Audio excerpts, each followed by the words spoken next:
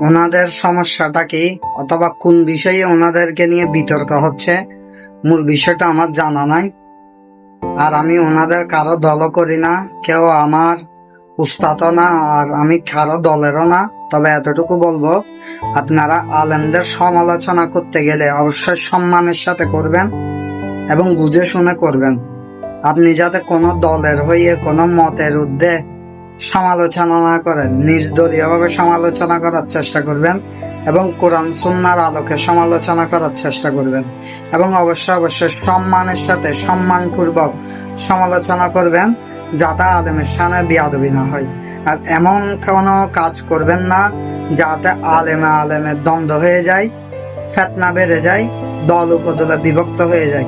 কারণ আল্লাহ তাআলা বলেছেন, ওয়ালা তাফাররাকু, তোমরা দলে দলে বিভক্ত হইও না। সো এটা খেয়াল করে আপনারা বিষয়গুলো নিয়ে আলোচনা করবেন।